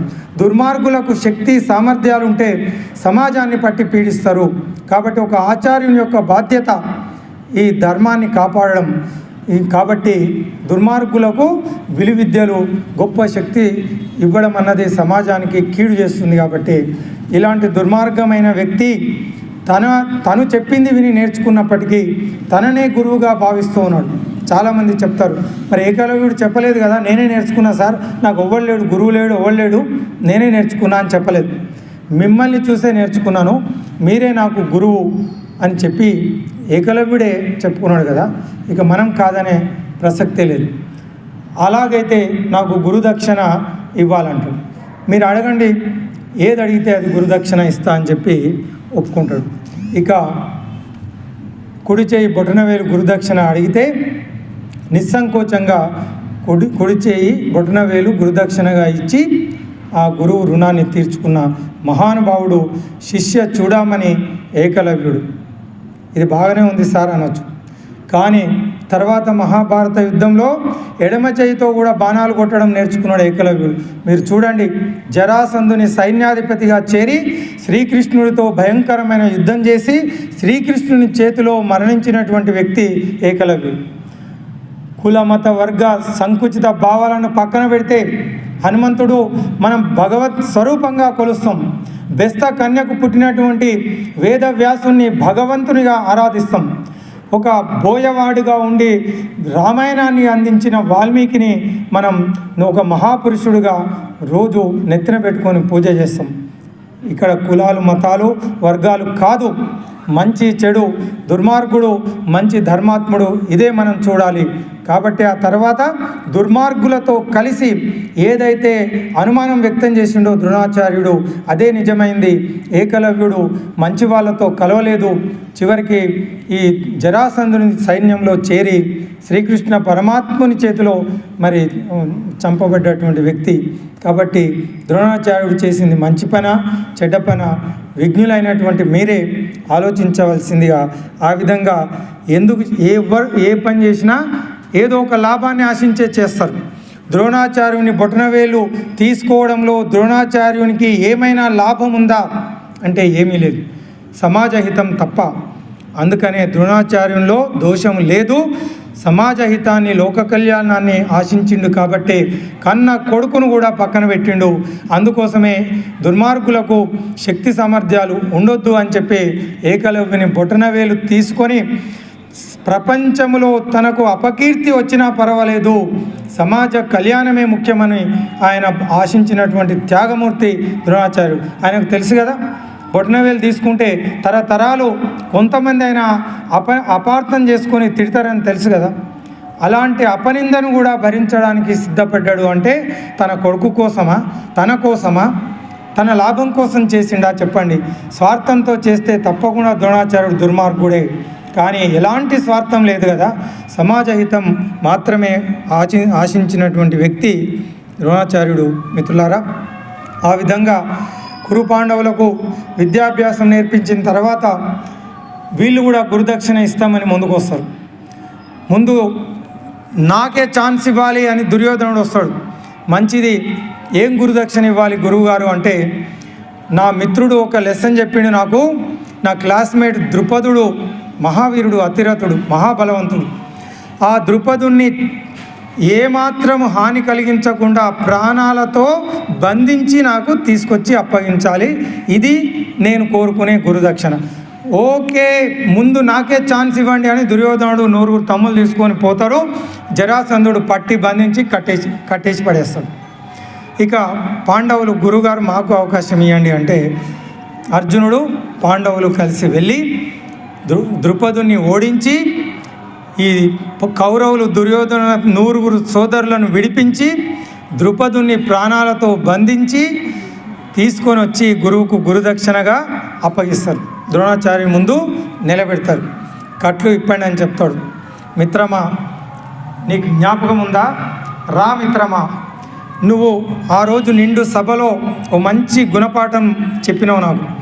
మిత్రత్వం అన్నది సమస్థాయిలో ఉన్నవారి మధ్యలో మిత్రత్వం కుదురుతుంది కదా. నువ్వు యాచకునివి, నేను రాజును అని ఆ రోజు చెప్పిన మాట నీకు గుర్తుందా మిత్రమా? ఇంకా నాకు గుర్తుంది. నువ్వు మాత్రం నాకు ప్రాణ స్నేహితుడివే. ఆ రోజు ఈరోజు ఏనాటికైనా ఒకరోజు ఫ్రెండ్షిప్ చేస్తే అది చిరకాలం ఉంటుంది. మధ్యలో పొజిషన్ మారితే ఫ్రెండ్షిప్ మారితే అది నిజమైన ఫ్రెండ్షిప్ కాదు. అందుకే ఈరోజు కూడా నువ్వు చెప్పింది అది వర్తించదు. ఎందుకంటే నువ్వు ఓడిపోయినావు. రాజ్యం ఇప్పుడు నా సొంతం, నా శిష్యులు గెలిచింది కాబట్టి సమస్త రాజ్యానికి నేనే, ఆ ద్రుపదుని రాజ్యం, ఆ రాజ్యానికి నేనే రాజును. కాబట్టి ఇప్పుడు నేను రాజును, నువ్వు బికారి. మన ఇద్దరి మధ్య ఇప్పుడు కూడా నువ్వు చెప్పిన సూత్రం వర్తించదు. అందుకనే సగం రాజ్యం నీకు దానం చేస్తూ ఉన్నా. నీకు ఇచ్చేస్తూ ఉన్నా, సగం రాజ్యం నువ్వు తీసుకో, మిగతా సగం రాజ్యం నేను తీసుకుంటా. ఇప్పుడు మన ఇద్దరం ఉజ్జీలం, సమస్థాయిలో ఉన్నాం, ఇద్దరం రాజులం. ఇప్పుడైనా నా స్నేహాన్ని అంగీకరించు మిత్రమా, రా మిత్రమా అని చెప్పి కౌగిలించుకుంటాం. కానీ అటువైపు ద్రుపదుని మనసులో పరాభవం, ప్రతీకారం, రివెంజ్ మొదలవుతుంది. ఏం మాట్లాడకుండా ఇంటికి వెళ్తాడు. మొత్తం మునులు, ఋషులు, పండితులను పిలిచి మీటింగ్ పెడతాడు. అరే, మీరేం చేస్తారో నాకు తెలియదు, ద్రోణాచార్యుని చంపే కొడుకు నాకు పుట్టాలి. ఇదెక్కడి విచిత్రం సార్, ద్రోణాచార్యుని చంపే కొడుకు మాకెక్కడ, మేమేం చేయగలుగుతామంటే మీరు ఏం చేస్తారో నాకు తెలియదు, మీరు ఏం లేకపోతే మీ పాండిత్యము మీవన్నీ నాకెందుకు, మీరు ఏం చేస్తారో నాకు తెలియదు, ద్రోణాచార్యుని చంపే కొడుకు నాకు పుట్టాలి. అర్జునుడు బంధించి తీసుకపోతే అర్జునుడి మీద కోపం లేదు, చేయించిన వాడు ద్రోణాచార్యుని మీద కోపం వచ్చింది. ఇద్దరు క్లాస్మేట్స్ చూడండి ఎట్లా ఉన్నారో. యజ్ఞం చేస్తారు, మంచిది సార్ అని చెప్పి వాళ్ళు ఏం చేస్తారు, ఒక పుత్రకామేసి యజ్ఞం స్టార్ట్ చేస్తారు. పుత్రుడు కావాలని చెప్పి, ఎవరు పుత్రుడు? ద్రోణాచార్యుని చంపే కొడుకు కావాలి. యజ్ఞం చేస్తారు. యజ్ఞం చేస్తే కొడుకు పుట్టాడు, బిడ్డ పుడుతుంది. మళ్ళీ తిడతాడు, ఇదెక్కడి దరిద్రం రా, నాకు కొడుకు కావాలంటే మళ్ళీ ఆల్రెడీ ఒక శిఖండి నాకు బిడ్డ ఉంది, ఆ బిడ్డనే నాకు ఎందుకు పుట్టింది అని చెప్పి నేను బాధపడుతూ ఉంటే మళ్ళా బిడ్డ ఎందుకు పుట్టింది, ఈ దరిద్రము నాకొద్దు అని చెప్పి నీలాపనిందలు చేస్తే తండ్రి శాపమే ద్రౌపదికి తగులుతుంది. యాజ్ఞశైలి, యజ్ఞంలో నుండి పుట్టినటువంటి అయోనిజ ద్రుపదుని పుత్రిక తండ్రి శపిస్తాడు, నిందిస్తాడు.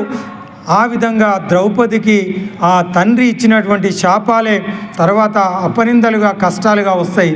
తర్వాత యజ్ఞం కొనసాగిస్తారు. ఆ యజ్ఞంలో నుంచి పుట్టిన వ్యక్తే దుష్టద్రుమ్యుడు. ఎందుకు పుట్టిండు అంటే ద్రోణాచార్యుని చంపడానికే కొడుకుగా పుట్టిండు. ఈ విషయం ద్రోణాచార్యుని కూడా తెలుసు. టీవీలలో, న్యూస్లో వస్తూ ఉంటుంది. ద్రుపదుడు యజ్ఞం చేస్తున్నాడు, అయ్యా నువ్వు నీ దగ్గర నుంచి పోయినప్పటి నుంచి నిన్ను చంపే కొడుకు కోసం అని చెప్పి వార్తలు వస్తాయి. ఈయనకు తెలుసు, ఈయనను చంపడానికే పుట్టిండని తెలుసు. వాడు పెద్దగా అవుతాడు, 5 సంవత్సరాలు, వానికి చదువు నేర్పియాలి. ఎవరి దగ్గర చదివిపియాలి అంటే మళ్ళీ ద్రుపదుడు అందరికంటే అర్హత ఉన్న ఆచార్యుడు ఎవరు అంటే ద్రోణాచార్యుడే నిజమైన ఆచార్యుడు.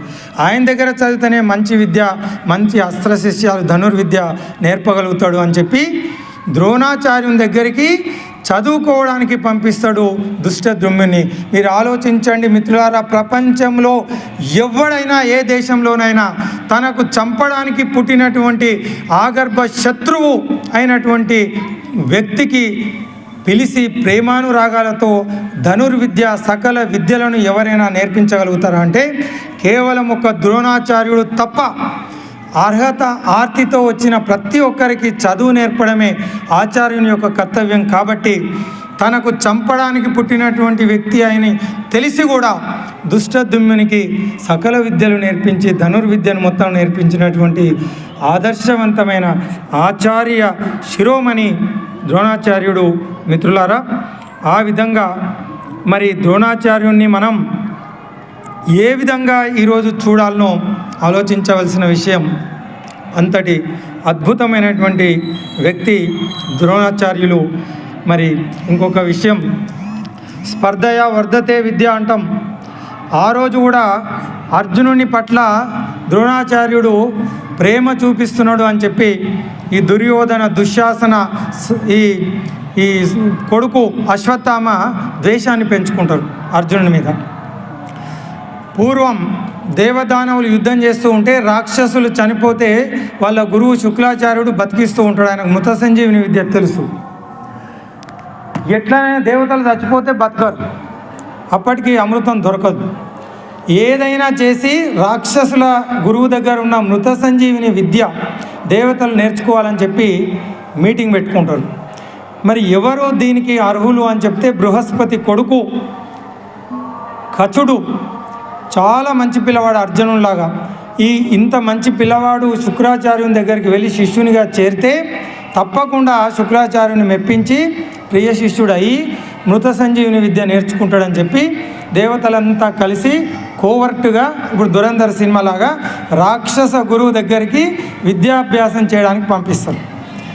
చాలా మంచి పిల్లవాడు వెళ్ళి ఆ వినయ విధేయతలతోటి శుక్రాచార్యునికి దగ్గరికి వెళ్తే ఆ పిల్లవాడిని చూడగానే అంత బాగున్నాడు, మంచి పిల్లవాడని చెప్పి శిష్యునిగా చేర్చుకుంటాడు. అంటే తల్లి గర్భంలో నుంచి ఎట్లయితే పిల్లలు పుడతారో ఈ ఉపనయనం జరిగితే గురువు కూడా గర్భధారణ చేస్తాడు, పుత్రునితో సమానంగా శిష్యుని భావిస్తాడు. అదే ఉపనయన కార్యక్రమం. మనం 16 షోడశ సంస్కారాలలో ఉపనయనం ఒక్కటి. అంటే కొడుకులాగా భావిస్తాడు శిష్యుని, అదే ఉపనయనం. ఇక అక్కడ కూడా రాక్షస పిల్లలు ఉంటారు. కచుడు శుక్రాచార్యునికి అత్యంత ప్రియ శిష్యుడిగా మారిపోతే వాళ్ళ కోపం వస్తుంది. అదే ఈర్ష్య, అసూయ. వాళ్ళంతా ఏం చేస్తారు, అరే వీడు నిన్నమన్న వచ్చి జాయిన్ అయ్యిండు, వీడేమో గురువుకు చాలా దగ్గరగా అయిపోయిండు, వీని ఎట్లన్నా చేసి చంపేయాలని చెప్పి అడవికి వెళ్ళినప్పుడు ఓసారి చంపేస్తారు. క్లాస్మేట్స్ ఇట్లా ఉంటారు. చంపేసి మళ్ళీ గురువు బతికిస్తాడు, ఎందుకంటే ఆయనకు విద్య వస్తుంది. మళ్ళీ ఏం చేయాలి, బతకొద్దంటే కాల్చేస్తారు.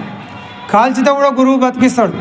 ఏం చేయాలంటే ఆ బూడిద వేసి దాన్ని మద్యపానంలో కలిపి గురువు గారికి తాగిస్తారు.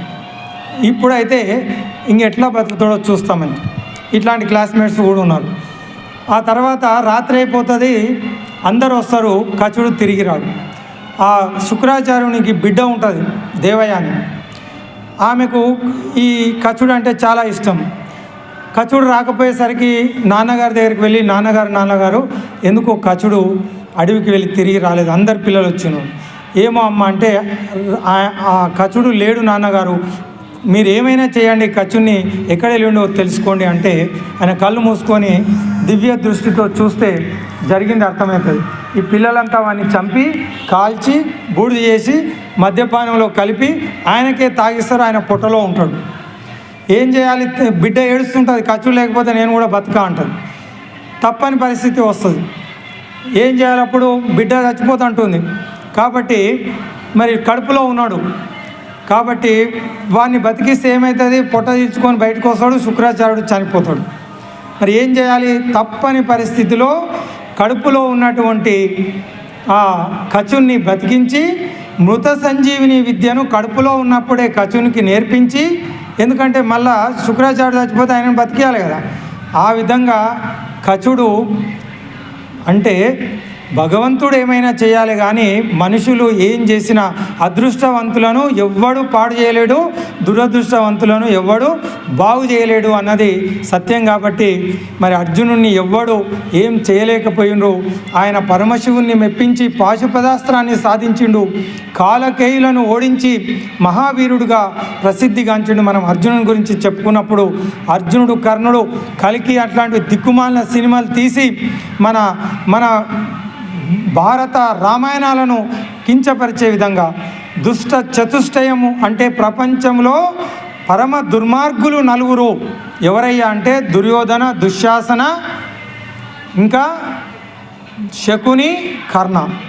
వీళ్ళు నలుగురు దుష్ట చతుష్టయం అంటే నలుగురు ఒక్క దగ్గర కూర్చుంటే ఎవని కొంపనో అంటు పెడతారని అర్థం, ఎవరినో కీడు చేస్తారని అర్థం. అలాంటి దుర్మార్గులలో ఒకడైనటువంటి కర్ణుణ్ణి మహావీరుడు దానవీర శూరకర్ణ అని ఒక దిక్కుమాలిన సినిమా తీస్తాడు. అంటే రావణాసురుణ్ణి మహావీరుడు ఆయనంత గొప్పోడు లేడని ఒకటి సినిమా తీస్తాడు. అంటే వాల్మీకి రామాయణాన్ని కించపరిచే విధంగా.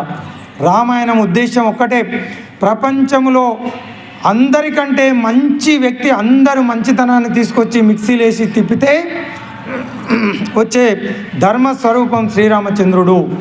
ప్రపంచంలో ఉన్న విలన్స్, దుర్మార్గులందరినీ తీసుకొచ్చి వాళ్ళ గుణాలన్నీ మిక్సీలు వేసి తిప్పి తయారు చేస్తే పరమ దుర్మార్గుడు ఎవడు అంటే రావణాసురుడు. ఇక వాన్ లోపల మంచోడు అంటే ఇక దానికి రామాయణానికి అర్థం ఉండదు. అందుకని మనం తెలుసుకుంటే ఇలాంటి తప్పులను సవరించే అవకాశం ఉంది. మిత్రులారా, మరి ఈరోజు చాలా విషయాలు మనం ఇంకా మాట్లాడుకోవాల్సిన అవసరం ఉంది, కాలాతీతమైంది. మనం ఈరోజు ద్రోణాచార్యుని గురించి విన్న విషయాలు గుర్తుంచుకొని వాటిని మళ్ళీ మననం చేసుకొని మనం మన భాగవత రామాయణాల ఇతివృత్తాలను గుర్తుంచుకోవాలని చెప్పి కోరుకుంటూ మరి